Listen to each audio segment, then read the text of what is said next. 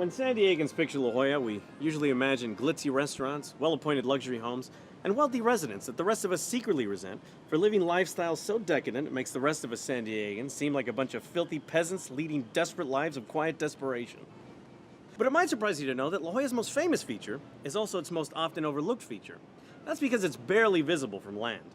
Just past La Jolla Cove, where the cliffs meet the ocean, are a series of ancient sea caves carved out of a 75-million-year-old limestone bluff. The caves aren't only La Jolla's oldest feature, they're the reason it got its name. The Kumeyaay Indians, who originally inhabited the region, called this location Matkulahui, the land of holes. It was later renamed by Spanish-speaking settlers who decided to call the place La Jolla, which is Spanish for the jewel. The town certainly got off easy. The settlers could have just as well named the town La Jolla, Holsburg, Holetown, or Detroit. Each of these ancient caves is steeped in myth, legend, and lore, such as the White Lady, which was the spot where a young newlywed couple was swept into the sea back in the 1800s. The mouth of the cave was said to have taken the shape of the Lost Bride, commemorating the sad demise of what is perhaps one of the worst swimmers in San Diego history. Another cave, the Sea Surprise, was so named because, if you kayak in deep enough, it opens up into passages you can walk through while admiring the brilliant orange flowstone covering the walls and ceilings. Although it can only be explored during low tide, which isn't usually the case. So I guess the biggest surprise is the expensive kayak tour company's strict refund policies.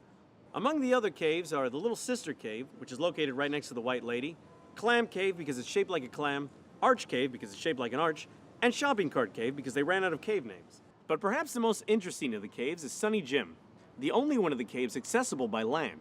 Of course, that wasn't always the case.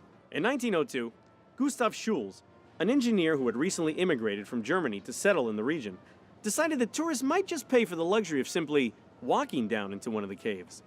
For almost 2 years, Schulz tirelessly burrowed upward through the cave, eventually creating a passage up through the bluffs. When it was finished, Schulz began charging admission, and tourists, who we've already established are horrible swimmers, gladly paid for the luxury of exploring a sea cave from the comfort of dry land.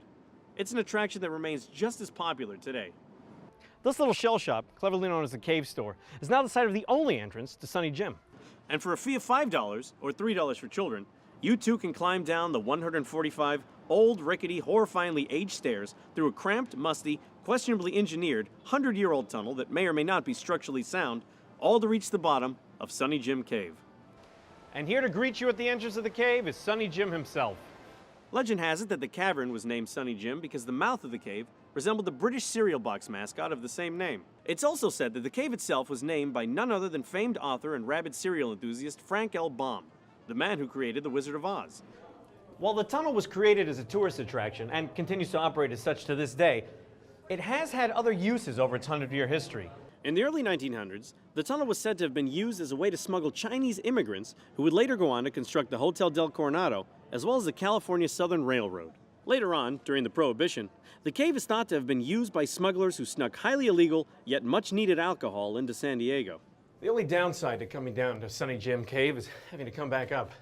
Still, it could be worse. When they first built it, tourists were expected to use a rope to go back down and up and whatnot.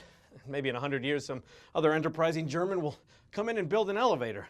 But until then, wear comfortable shoes and prepare to become overwhelmed by an overwhelming sense of guilt inherent in how out of shape you probably are. Thanks for watching. Please remember to subscribe. If you have any suggestions for episodes, feel free to leave a comment. We'd like to thank our generous sponsors and contributors. For a full list of them, go to kpbs.org/JordanLoves. Support for this program comes from the KPBS Explore Local Content Fund, supporting new ideas and programs for San Diego.